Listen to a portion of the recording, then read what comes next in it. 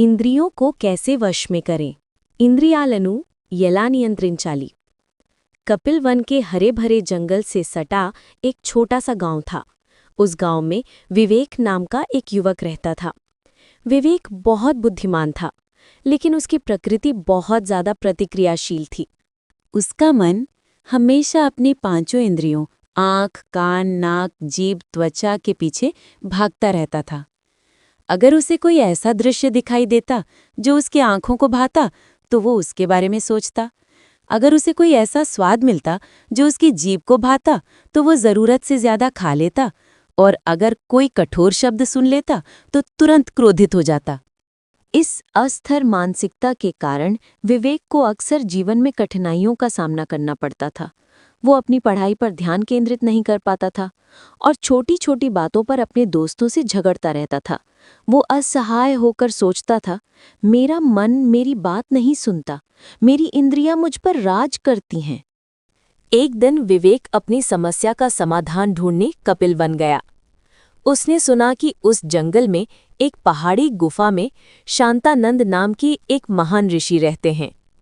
विवेक ने ऋषि से मिलने के लिए गुफा तक पहुंचने के लिए कड़ी मेहनत की। ऋषि को देखकर विवेक ने विनम्रतापूर्वक प्रणाम किया। महात्मन, मैं अपनी इंद्रियों और मन को नियंत्रित करने में असमर्थ हूँ, कृपया मुझे मार्ग दिखाएं, उसने विनती की। शांतानंद ने शांति से मुस्कुराते हुए कहा, नयना, इंद्रियां घोड़ों के समान हैं और मन रथ के समान। यदि तुम्हारे पास बुद्धि की लगाम नहीं है तो ये घोड़े तुम्हें खतरे में डाल देंगे। विवेक भ्रमित लग रहा था। फिर ऋषि ने एक कहानी सुनानी शुरू की।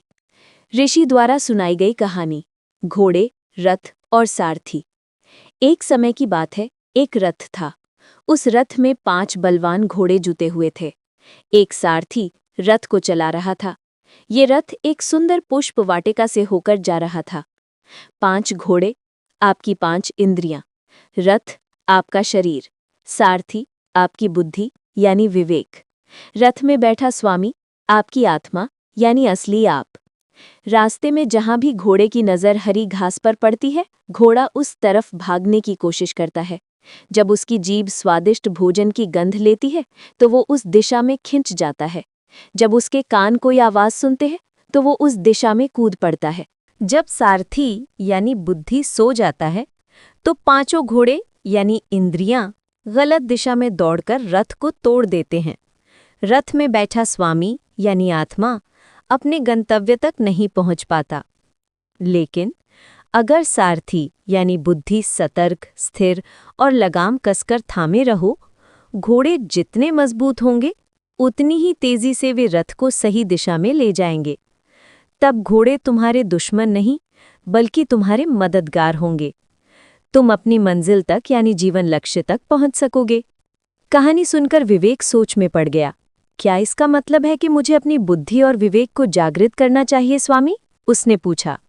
ऋषि ने सिर हिलाया और इंद्रियों को नियंत्रित करने के 3 महत्वपूर्ण तरीके बताए। 1. अभ्यास। विवेक, हे नैना, इंद्रियों को बलपूर्वक दबाने की कोशिश मत करो। अगर तुम उन्हें दबाओगे तो वे और तेजी से मुड़ जाएंगी।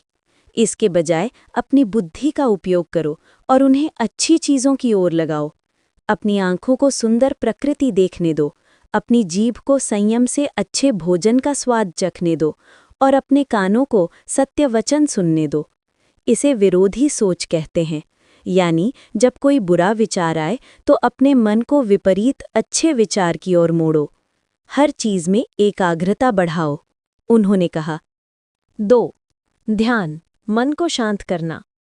इंद्रियों के उत्पात को कम करने के लिए उनके पीछे स्थित मन को शांत रखना आवश्यक है। प्रतिदिन कुछ समय ध्यान करें। ध्यान में आप बस अपनी श्वास पर ध्यान केंद्रित करते हैं। अपनी श्वास पर ध्यान केंद्रित करने से आपका मन जो इधर-उधर भटक रहा है, धीरे धीरे एक जगह स्थिर हो जाएगा। तब इंद्रियों का उत्पात आपको प्रभावित नहीं करेगा। आप उन्हें केवल साक्षी भाव से देखना सीखेंगे। 3. अच्छी संगति वातावरण में परिवर्तन। यदि आप लगातार बुराई और आलस्य के वातावरण में रहते हैं तो आपकी इंद्रियां भी उसी की आदी हो जाएंगी। इसलिए ऐसे लोगों से मित्रता करें जिनके विचार, अच्छा व्यवहार और अच्छे गुण हो। यानी सत्संग। यदि आपके आसपास का वातावरण शांत है तो आपकी इंद्रियां भी शांत रहेंगी। उन्होंने निष्कर्ष निकाला। विवेक ने ध्यानपूर्वक ऋषि की बातें सुनी और उनके चरणों में प्रणाम किया। नई शक्ति और स्पष्ट मार्गदर्शन के साथ वो अपने गांव लौट आया। विवेक ने प्रतिदिन ध्यान करना शुरू कर दिया। छोटी छोटी बातों पर गुस्सा करने के बजाय वो एक पल रुककर अपनी बुद्धि को जागृत करता और परिस्थिति को समझता। धीरे धीरे उसका जीवन बदल गया। वो अपनी इंद्रियों का गुलाम नहीं बल्कि उनका नियंत्रक बन गया और उन्हें अपने लक्ष्य की ओर निर्देशित करने लगा। समय के साथ विवेक अपने आसपास के लोगों के लिए एक आदर्श बन गया।